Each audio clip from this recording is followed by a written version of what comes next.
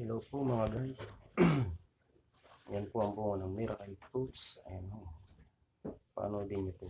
Binigyan po ako ng aking kaibigan. Ayan, nag-ani na po. Kaya pinadalhan po ako rito sa akin. Para makapagluto po ako nito. Ayan po, panoorin nyo po. Ito po ay gagawin kong herbal. Napaganda pong herbal nito. Ayan po, tingnan nyo po. Yan po ang bunga ng miracle fruits. Yan. Napakaganda ho.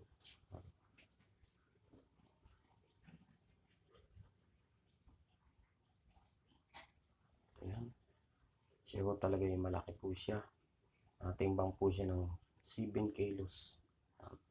Mas mabigat pa po siya sa buo ng niyog. Kaya yan po.